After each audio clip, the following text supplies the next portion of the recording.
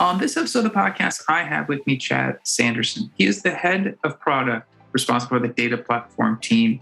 He works at Convoy, and I'm really excited to have him on because we're going to be talking about data product management and getting pretty granular in terms of some of the where it's come from through the evolution of the role itself. Why is it important?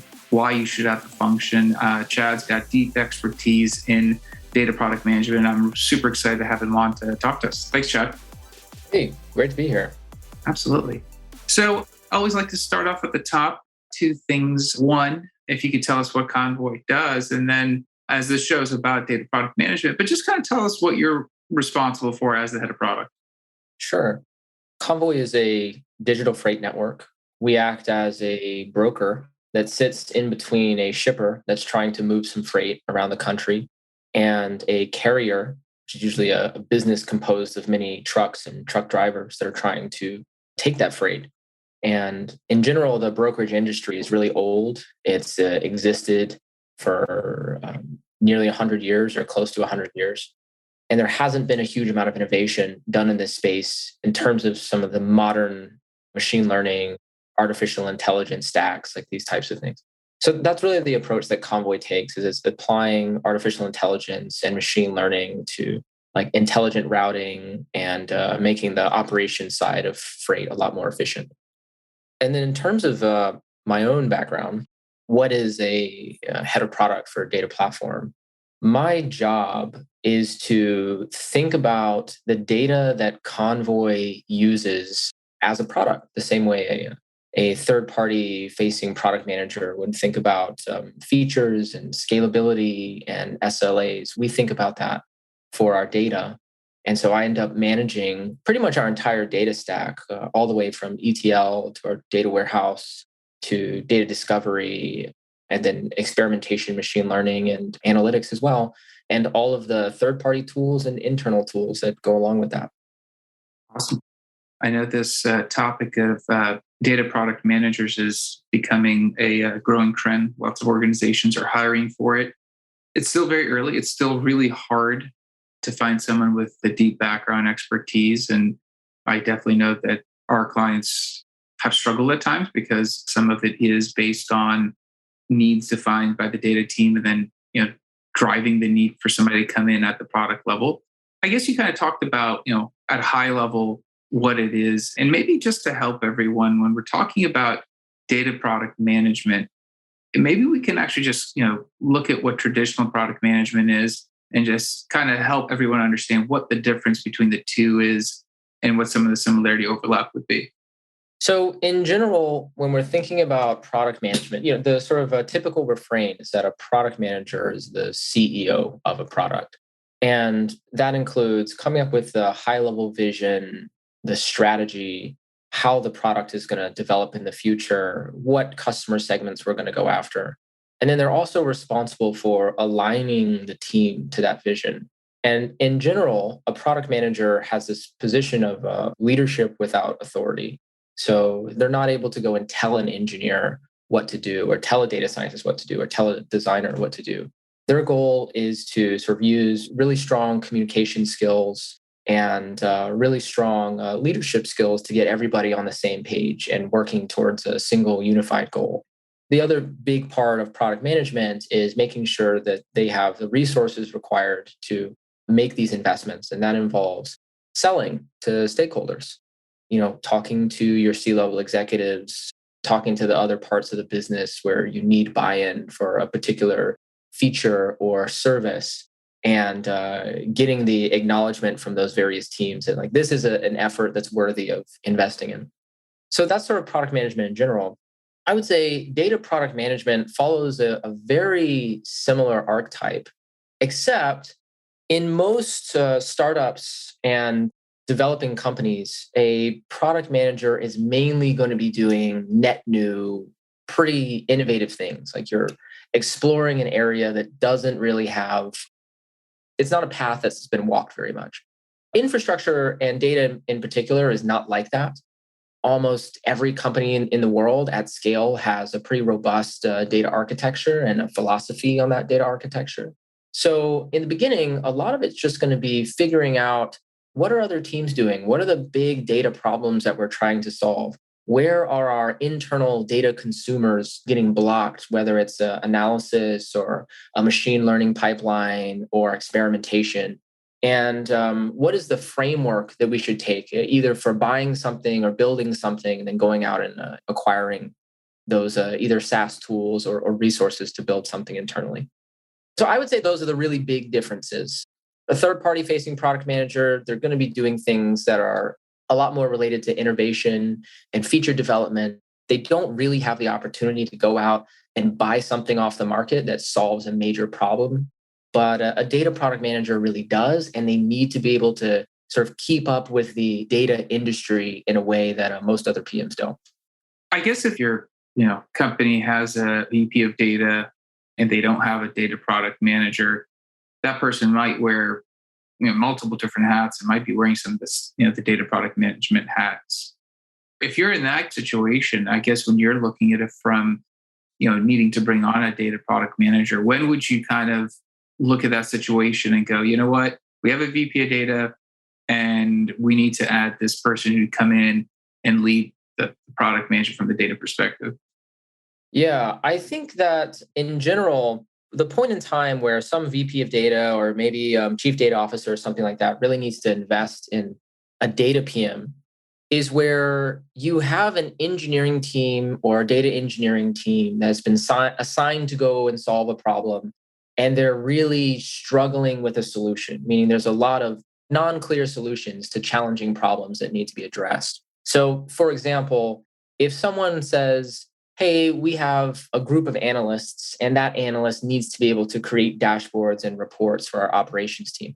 That's a relatively solved problem. You've got tools like Tableau, Mode Analytics, even something like Metabase. There's a lot of solutions that are out there for these types of analytical use cases. But if someone says, hey, we need to be able to run experiments on very small sample sizes because in Convoy's case, we're a two-sided marketplace and both sides of our marketplace are targeting businesses. And generally, experimentation really thrives on large sample sizes and not in a marketplace setting, which comes with a lot of other complications and sort of statistical challenges. And when you go and look at tools on the market, you're not going to find anything that satisfies that like specific application of experimentation for Convoy. So there's a non-apparent solution there. And when that type of problem arises, you need someone who can go and talk to your internal customers, talk to the data scientists, really understand what are all their use cases right now, what are all their use cases in the future, what are all the different types of statistical methodologies that they want to be able to take, and then create an ideal product, whether that's something that needs to be built end to end, or maybe it can just be collected from a variety of open source tools, or maybe if there's some early stage company that solves this problem, there can be an investment made there. So that's sort of the high level where I would really recommend bringing in a PM when there are some non-obvious data problems and your internal customers are getting bottlenecked on the not having solutions to those problems. Awesome. And I guess if you're going to even take a step before that, I mean, the role had to come from someplace. Somebody had to feel pain. Somebody had to be the early, product manager of our data platform. I guess, where did this originate from? Because obviously, the traditional product manager is something a lot of orgs have moved to. It's been multiple years. This is still the data product manager, still pretty new. But do you know where the first instances of or where it kind of originated from? So the first examples, they weren't really called data product managers, but that's really what they were. And this was the case at places like Amazon, Microsoft, sort of your traditional, like really large FANG companies. And the reason that that role developed is because data became such an enormous part of the competitive advantage of the business that it started to get treated the same way you would treat a third-party facing application. And people realize that simply taking the sort of typical IT manager approach to data was not enough. So you can think of something like Amazon as an example, where you need to have a real-time personalization engine in effect. As a product manager on the app-facing side, you can certainly design this You can come up with that experience and say that this is solving a problem for our customers. But having the infrastructure to actually deliver on this is a very different story. And that requires its own team to like create the requirements and think about how else this sort of real-time personalization engine is going to serve a variety of other use cases across the company. So all of these internal infrastructure organizations started popping up at big companies like, the personalization team. And then someone decided, well, we really need the ability to do machine learning at scale. We need to be able to deploy machine learning models very quickly. And these sorts of requirements came from data scientists and research scientists and things like that. And they realized, well, wow, we need to treat this as a product too, because there's potentially SLAs here. There's many different use cases. There's not just one. So we need to make it scalable and it has to be componentized. And there's a long laundry list of features that we could prioritize for this type of system. And we need somebody to help us make those decisions. So it sort of started there. And as we've moved towards this world of, faster data, bigger data, more machine learning, more applications of artificial intelligence and experimentation, it's becoming a greater and greater part of the competitive advantage of all companies in the cloud. Many of them are sort of realizing the need for a strong investment in their data strategy. That's really interesting. And I think as you're talking about, data driving some of the personalization and the core, some businesses are just purely based on, data and how they can possibly market, sell, transact.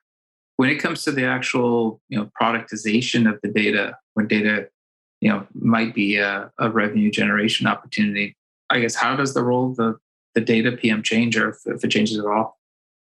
I think it definitely does change in some ways. I think it changes who your customer is, and that's the main difference. If you're operating at an internal data platform role, then your job is, generally speaking, to take the perspective of infrastructure and to say, we have some generalized systems, we have a set of platforms, and those platforms provide data quality and the data definition and different types of data unit authoring to the entire company. And generally, we don't discriminate there.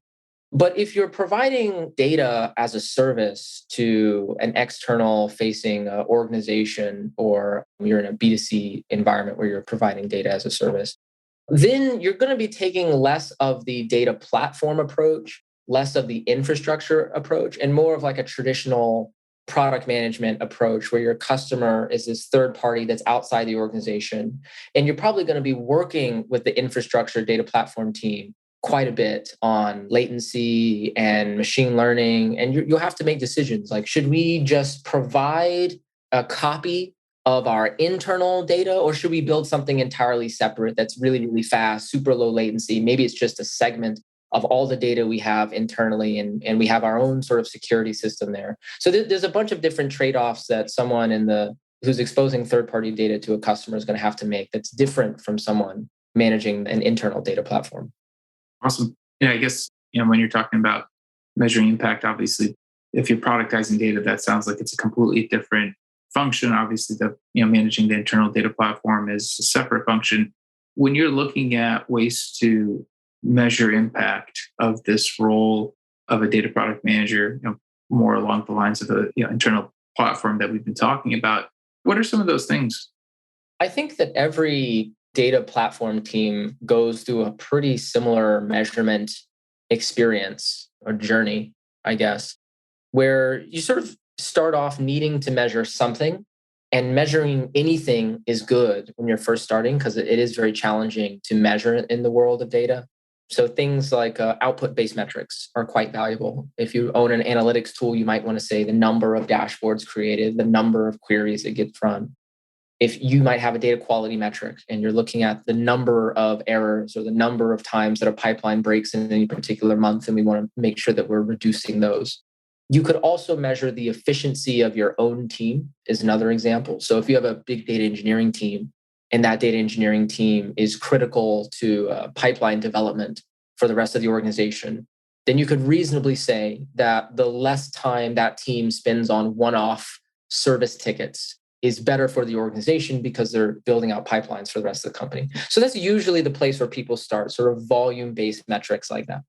After that, there's oftentimes a transition that happens at some point, it's clear that it becomes very, very challenging to attribute the success of the data platform team to changes in volume metrics. So, for example, if we're measuring the volume of machine learning models that are deployed in any particular quarter, well, maybe there's a lot of variance of a model deployed because the team decided to prioritize deploying a lot of variance in that quarter. Or maybe there's not very many deployed because they simply didn't decide to do that, or because there's less resources that they have access to. That doesn't really reflect on the team and the work that the team has necessarily done. So the way that I like to measure is I like to make some assumptions about the world. And the first assumption is if you can make accessing data and using data more self-service and more democratized and more accessible, then in generally it's a good thing. The other thing is if you can make your data have more trust and be more robust and of higher quality, then generally that's also a good thing. Those are two pretty undisputed points in my opinion. And so instead of measuring the outputs of those workflows, you can measure the inputs and you can ask how self-service are all of the different types of data that our customers want to produce. Maybe they want to produce a table in a data warehouse. Maybe they want to produce an experiment. Maybe they want to produce a metric or a dashboard or a notebook. And the more self-service that workflow is to actually generate those data units, the better you can say your team is operating. And so any particular quarter might not see a lot of model variance being generated. But if each model generated can be done in a very, very short amount of time and very easily, then I think the data platform is accomplishing its function.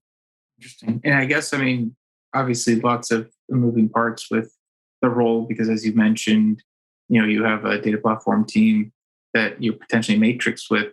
How does that relationship work, right? Like obviously you're responsible for the roadmap. You're responsible for some of the vision of where things are heading in terms of needs. And then you have your counterpart. And obviously software engineering and traditional product have a similar relationship, I'm assuming. But in general, like, is the relationship different than the typical, traditional PM in the software development team, or is there a nuance to how you work with the data team? I think that it's pretty similar. I think that the difference is as a data product manager, you do have to get a little bit more into the technical weeds than a product manager who's working potentially on a third-party solution would have to. And a lot of this depends on what kind of PM you're talking about and which company you're talking about. The product managers at Google, for example, usually have like relatively strong system design backgrounds. At Amazon, it's about user research. At other companies, it might be more about project management. But in general, the way that I think about product management is this is someone who really owns the relationship with the customer, and they own the communication with the customer, understanding their problems, understanding their needs, of sort of formulating the vision of the future. And that's the same. That part is very, very similar.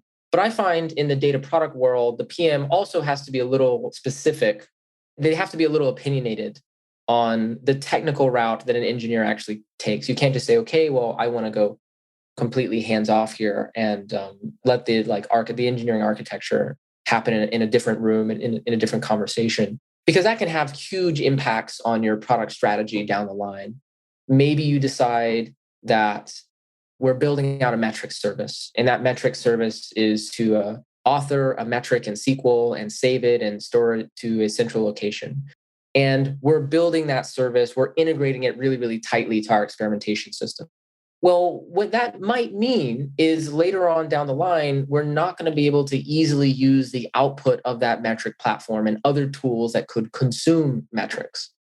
So you could say it's all part of the requirements, but I find that being involved in the technical details makes it a lot easier to see where we might run into issues in a roadmap.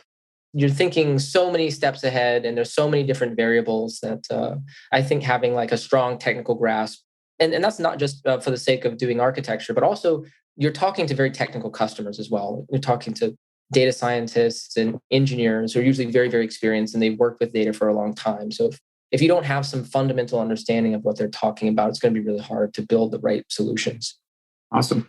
And I guess you kind of touched on maybe some of those skills. So maybe we can continue with that. And I'm assuming like if you're setting out to hire your first data product manager, you mentioned some technical skills are obviously necessary. Any pointers or anything that somebody should really be earmarking in terms of like, obviously if you're establishing your first person there, you're going to need some basic skills.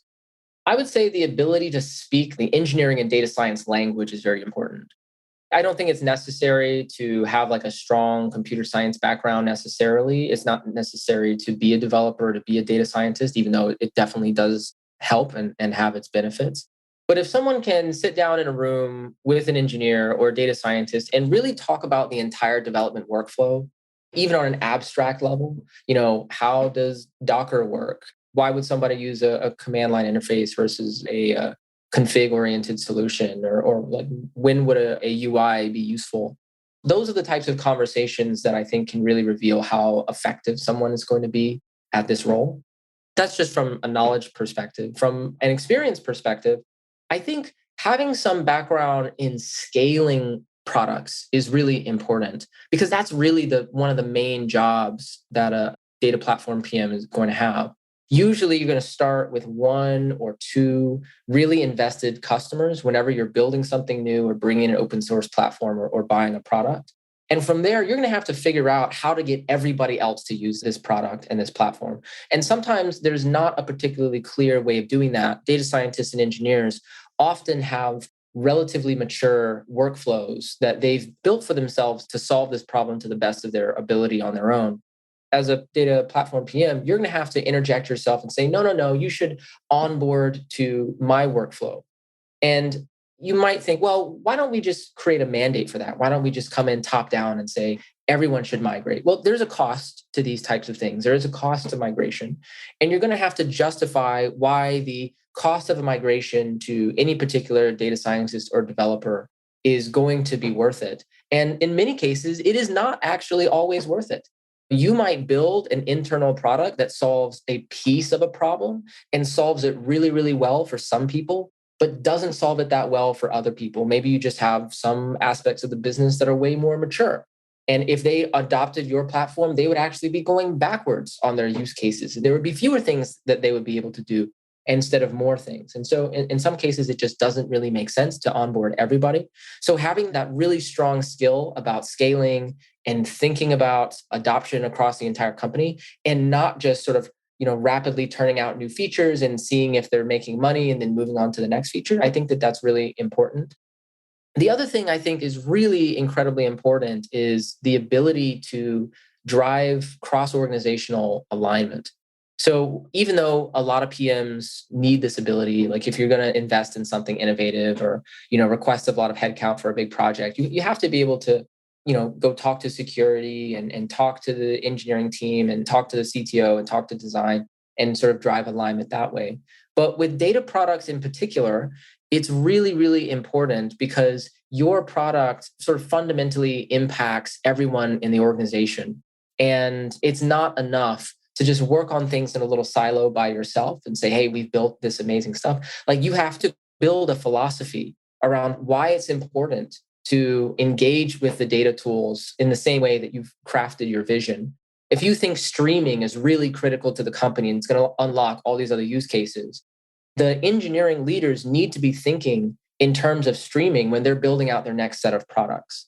If you believe that machine learning or certain types of machine learning are going to be really, really effective and valuable to the company over the next 3 years, every data science leader and every product leader also needs to be thinking the same thing, or they're not going to be able to take advantage of your tools as effectively as they could be. So that type of vision selling and cross-organizational collaboration is pretty critical. Yeah, I mean, that's your initial hire. And I was just kind of thinking, if you're in the role as a data product manager, where do you go with that career path? Obviously, you have a unique skill set. You may be a little bit more technical, can be involved in some of those roadmap and architecture discussions. But obviously, you move into management for a bigger team. That would be kind of the logical thing. But how transferable are these skills potentially to a different role? I think that they are quite transferable. There was actually an interesting article by Reforge that came out a couple weeks ago that was talking about the need for a specialization of product management. And every other job family or most other job families within the product organization has developed specialties, front end engineers, back end engineers, data engineers. And that hasn't happened for the product team yet. And I think that most organizations would really benefit from thinking about product management in terms of specialties of, growth PM, someone who's taking an existing product from 1 to 100, and innovation PMs who are going from 0 to 1, and platform PMs and infrastructure PMs that are focusing on scaling out internal products. So in terms of the direct career path, I think you're right. Like I think management is probably the thing that makes a lot of sense. As the infrastructure and sort of data organization grows, that's the route that a lot of companies like Airbnb and Uber have taken. Their internal products have become a lot larger over time as they become more relevant and more used by the company. So you've got a metrics platform team at LinkedIn that I think has around 20 people on it. You have a data discovery team at Lyft that I think has 7 or 8 engineers on it, something like that. So these specialties are naturally going to start to emerge as more people take dependencies on them. And you can begin opening up other product positions there. I also think that someone who sort of comes up in the world of data platform product management, usually this is one of the first, if not the first, product manager in the infrastructure organization very frequently, because data it's very complex.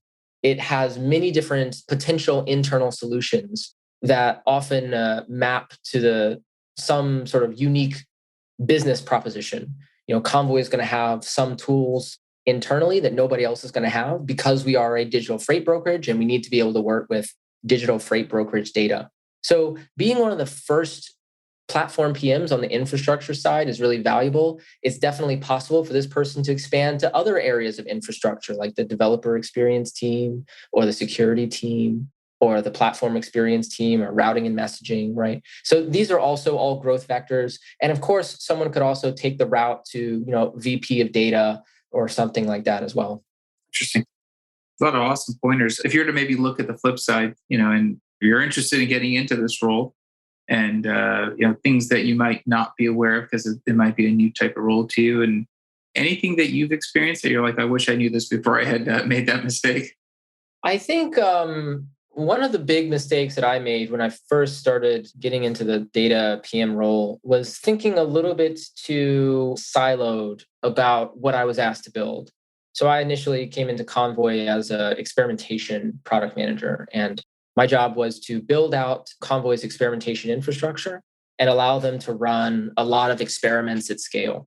And what I don't think I realized coming into it was the amount of dependencies that took place between sort of my tiny little area of the data world and all of the other areas of data.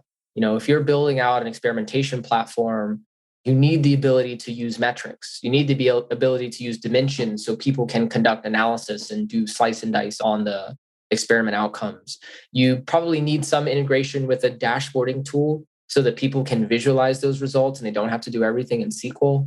You need a really strong sort of a framework around like scalability and being able to handle like a huge number of requests at one time.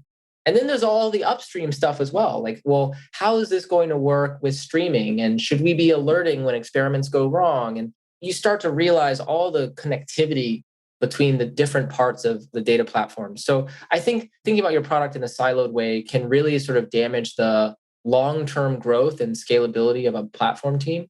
And I think oftentimes you can recognize when this happens because the data platform team is just enormous. Like you have a team of 150, 200, 300 people. I think that's an indication of that siloed approach. Instead of taking this end-to-end perspective, actually makes things a lot more efficient, a lot more componentized as well. So I think if someone would be hiring for this role or thinking about getting into data product management, they should really start by thinking, I want someone to create an end-to-end strategy for our data, all of our data, and maybe that includes some high priority areas that your team has identified or pain points.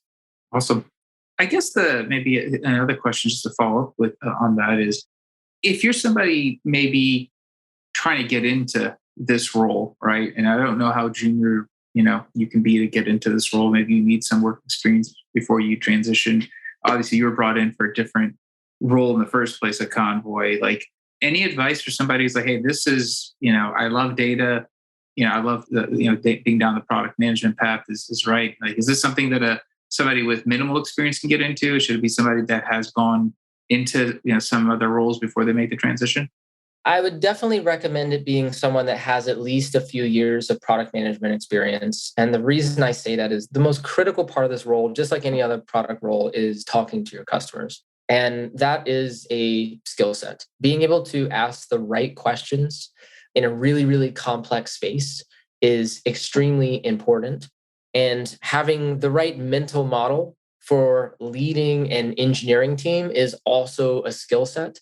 And there's a lot of folks that have maybe come up through the ranks like within engineering or data science that are just not used to that. Like they're not used to going into a situation with no authority and driving the entire roadmap and being accountable for that. So I definitely do recommend at least a few years of product experience, because that's something you want the person to be able to hit the ground running. I think that if you want to get involved with data products really quickly, one of my recommendations has always been join a startup.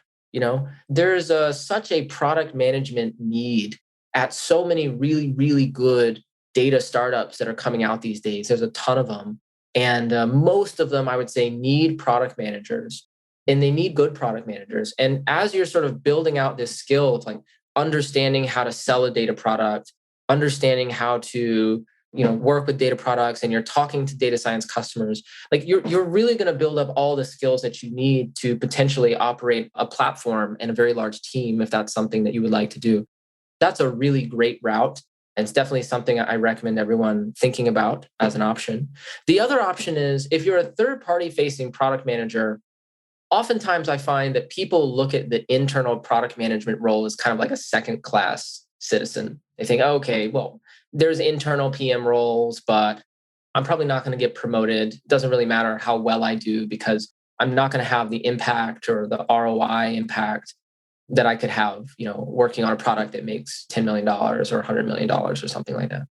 And I think that's probably not a great way of thinking about it. I think that you can make a massive impact when you are running the data platform team. But like everything else, it really comes back to the narrative that you tell.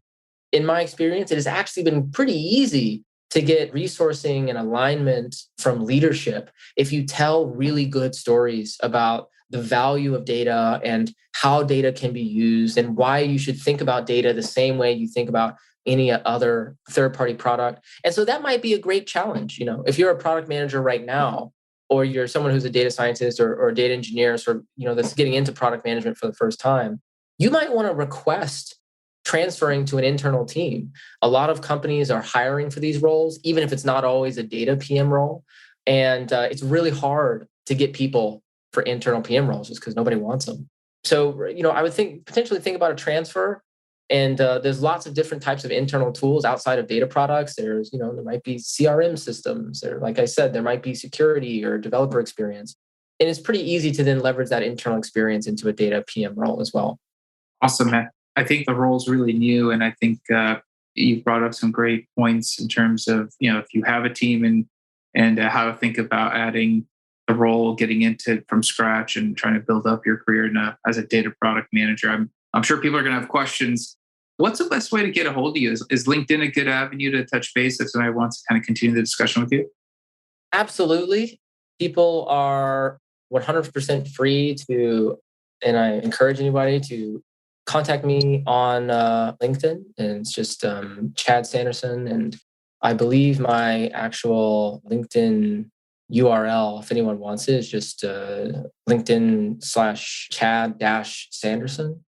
And then you can also email me and talk about this if you want as well. So my email is like my first initial, Sanderson, my last name, .data@gmail.com. So if you have any questions about getting into the space or hiring data PMs, or how to sort of flesh out a data product roadmap, I'd be happy to talk to you. Awesome, man. We'll make sure to include those in the show notes. I love the passion for the role. I know it's new. Thank you for being on and sharing.